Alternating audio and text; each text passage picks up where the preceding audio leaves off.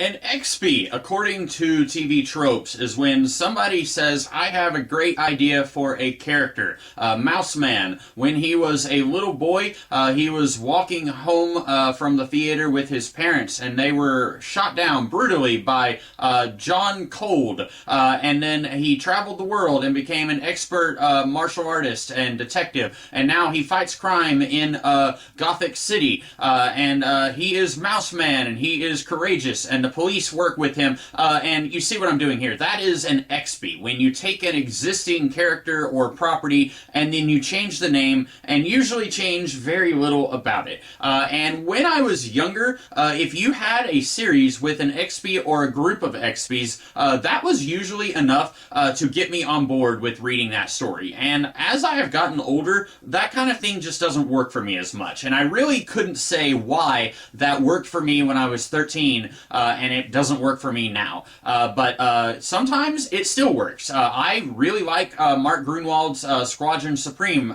from the mid-'80s, and that was existing characters. Mark Gruenwald didn't create those characters. He didn't even create the XPs of those characters, but it's basically the Justice League in their own little world. And they had been around since the 60s, but Mark Gruenwald and whoever the artist was, it might have been Paul Ryan, I can't remember, but they said, what if the Justice League, through good intentions, basically took over the world? And I really like that story. But then for every good version of It's Not Blank, there's a dozen others that just do not work for me. And I have a few of them that I've recently reread. Some of these I have done videos on before, some of them I have not. But we have here Cold War by John Byrne. I did a video on this several years ago. It's basically James Bond. It's set in the late 50s, early 60s during the Cold War, and it's not James Bond having a Cold War adventure. Now, if you prefer James Bond having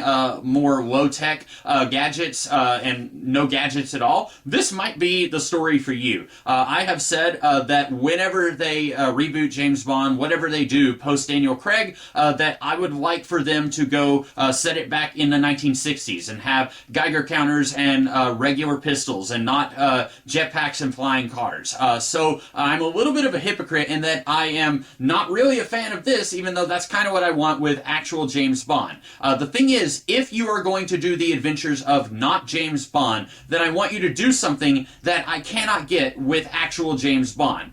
Do a story where James Bond's working for the government, and then he finds out that there are aliens among us, and he is taking orders from evil aliens. It's the end of They Live, and James Bond finds out that he's working for the aliens, and now what's he going to do next? That's something you are never going to see in a James Bond story, and that would be a little bit entertaining to see someone do something different with the concept and premise of the spy-fi genre.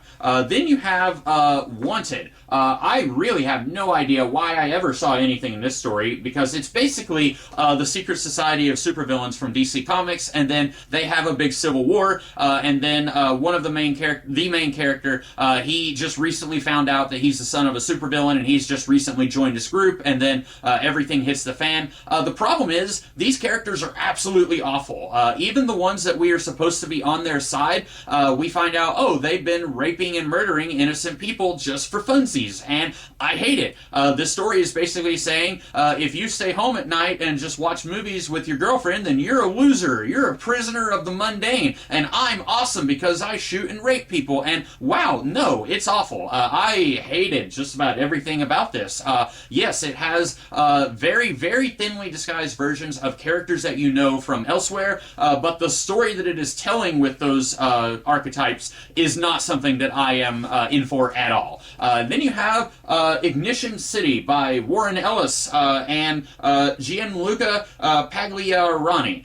This is basically what if Commando Cody and Dan Dare and Flash Gordon and Buck Rogers all lived in a much worse version of the 1950s, if that's somehow possible. And I really like the idea of taking some of those 1930s ray gun sci-fi characters and then putting them in a shared universe type story where we could see them interact with each other, and then you can do some kind of interesting story. But this world that Ellis, and I'm not going to be able to pronounce his name again, that they are portraying here is just so filthy and depressing. I did not enjoy reading this story. I kind of hated it. And it doesn't have to be all sunshine and skittles whenever you are telling a story, but I do want to feel like I am enjoying myself when I'm reading a story, and I just wasn't with this one. And if it was more original characters, I probably wouldn't have even sought this out. I bought this when I was more of a sucker for these XB type stories. And when I was told, oh, this is Flash Gordon and Buck Rogers and etc., I was thinking, oh, okay, I want to check that out. I was also a bigger fan of Warren Ellis at the time than I am now. I still like a few of Warren Ellis' stories. I like most of Planetary. I like what he did on The Authority, but a lot of stuff that he's written, I'm just not a big fan of. This is one of them. And then I have here the N League. I could probably do an entire video devoted to the N League.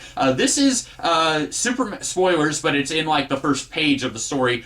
Superman accidentally causes a global apocalypse, and then the entire planet is ruined, and then several years later, not Lex Luthor gathers all the villains together, and then they assassinate many of the heroes, working with the not Avengers / not Justice League, because you have a not Superman, a not Wonder Woman, you have actual Thor from mythology, but then when he finally does show up here, he's being mind controlled by not Lex Luthor, and so he's saying, Thor, crush puny humans. So he's actual Thor is actually not Hulk. Then you have not Ghost Rider. You have a guy who's called Arachnakid, and he's 15, but he doesn't really look like Spider-Man, but we'll go ahead and call that one not Spider-Man.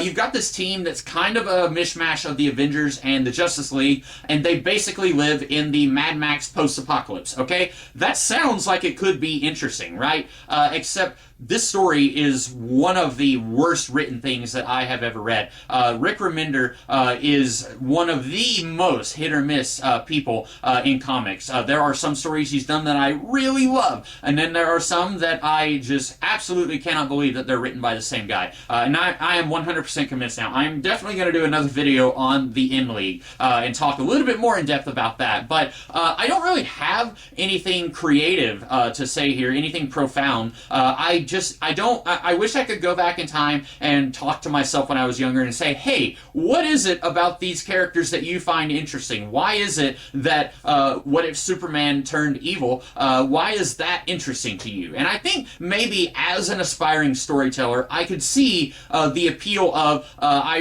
have this killer Batman story, but nobody is ever going to let me do this particular thing with Batman. So what if I introduce the world to Mouse Man, and then I can do my killer Batman story? Okay, I can see that, but then you have got to really try hard to make me actually care about not Batman, or not Superman, or not whatever, not James Bond. You can't just do a regular James Bond story. Here, let me find it. You can't just do a regular James Bond story, John Byrne, and then say that this is awesome. Look at me, I'm doing a regular James Bond story. No, I'm sorry, no, that's not going to work. And I got to thinking about a character, and it's very interesting how this got started, because the Punisher was an XP.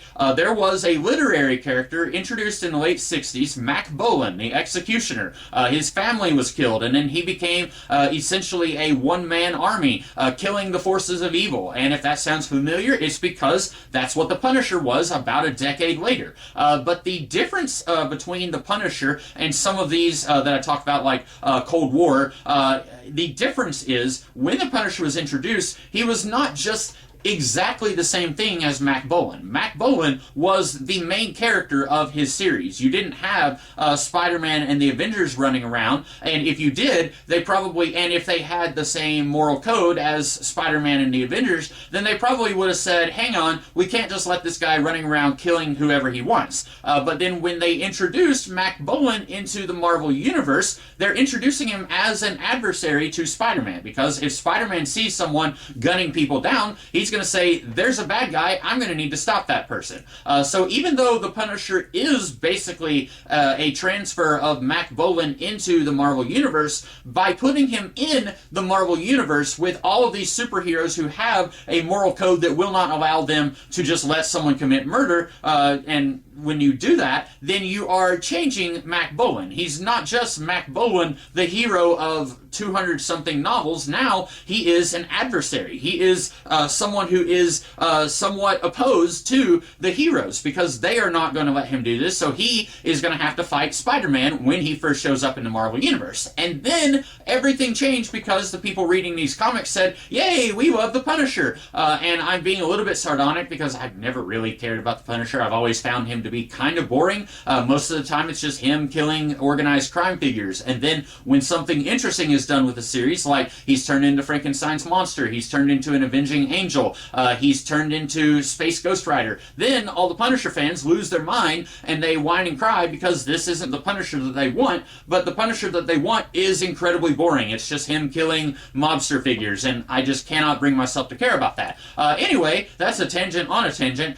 So when people suddenly got excited about this Mac Bolan ripoff, I guess because they didn't know that Mac Bolan was actually a thing, then they clamored for more, and I guess Marvel would have been stupid if they hadn't listened, so they said, sure, here's the Punisher in his own ongoing series. And that's when, in my opinion, he stops being interesting. When you have Mac Bolan show up in the Marvel Universe and he's basically an adversary to the heroes of the Marvel Universe, I find that interesting because that is not something that you could get in a regular Mac Bolan adventure. But once the Punisher gets his own comics, then it's just Mac Bolan light. And so I don't have anything, like I said, anything crazy to say about this. Just something that used to really push my eruption button, and now it just doesn't. Whenever I see, hey, it's not the Avengers, or hey, it's not fill in the blank, that just doesn't do anything for me now like it used to. So those are my thoughts on all of this stuff, and I'll probably be back more to talk about the N-League later on. So that's it. I will see you guys in the future with something else. In the meantime, have a great rest of the day. Catch you later.